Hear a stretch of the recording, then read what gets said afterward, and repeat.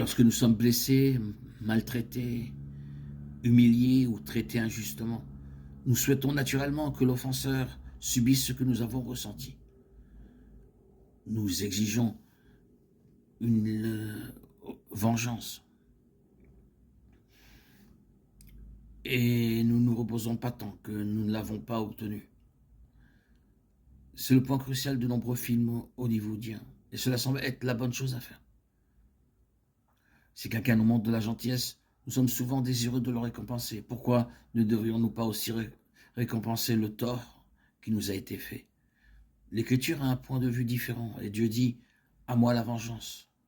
Tout en acceptant notre désir humain de vengeance, Paul nous montre une meilleure voie que celle que nous voyons dans de nombreux films policiers.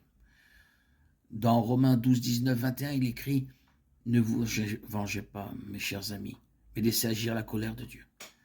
Car il est écrit « À moi la vengeance, à moi la rétribution, dit le Seigneur. » Et en revanche, si ton ennemi a faim, donne-lui à manger. S'il a soif, donne-lui à boire. Ce faisant, tu amasseras des charbons ardents sur sa tête. Ne te laisse pas vaincre par le mal, mais surmonte le mal par le bien. Nous lisons dans Romains 12, 19, « Bien-aimés, ne vous vengez pas vous-même, mais laissez agir la colère.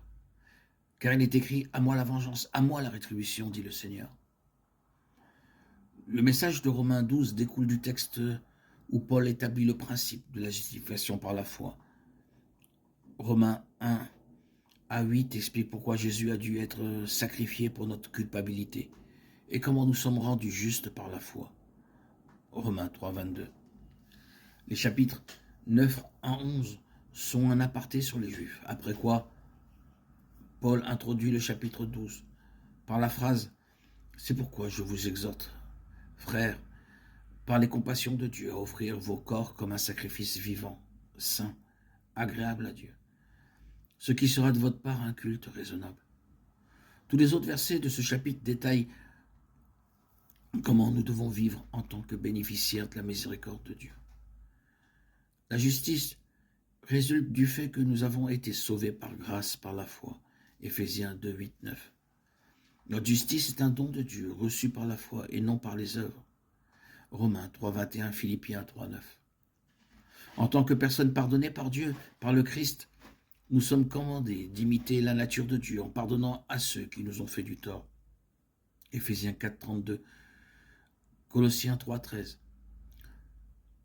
Jésus souligne davantage la nécessité du pardon et sa norme s'applique à nos ennemis. Qu'en est-il de la justice rétributive? Qui satisfera ce besoin? C'est là que Dieu intervient. Paul cite Deutéronome 32, 35 pour nous dire qui est en fin de compte responsable de la vengeance. C'est Dieu. La vengeance appartient à Dieu, pas à nous. Le problème n'est pas notre besoin de justice rétributive en soi. Il est bon de vouloir que justice soit faite. Mais nous avons une nature pécheresse, même en tant que croyants régénérés. D'où la lutte intérieure. Galates 5, 17. Il nous est impossible de rechercher la vengeance avec des motifs absolument purs. Lorsque nous vengeons un tort, nous échangeons généralement notre altruisme contre de l'animosité et notre désir de justice se mêle à l'autosatisfaction. Tout comme tout autre désir normal, le désir de vengeance peut devenir un cachot de douleur et d'amertume. Le seul qui peut exercer la vraie justice sans être entaché par des motifs impurs est Dieu. Il est le juge suprême, qui n'a de compte à rendre à personne, chargé de rendre à chacun selon ses actes. Romains 2, 6. Psaume 62, 12. Le commandement donné aux chrétiens de ne pas se venger devrait nous réconforter lorsque nous sommes lésés.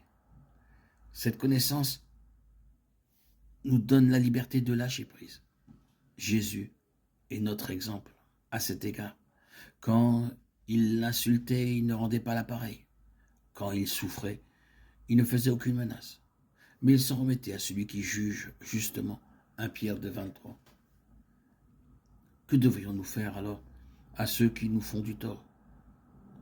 Suivons l'instruction de Paul dans Romains 12, 20. Si ton ennemi a faim, donne-lui à manger. Proverbes 25, 21, 22, Matthieu 5, 43, 44. De cette façon, nous ne serons pas engloutis par le mal, mais nous vaincrons le mal en faisant le bien.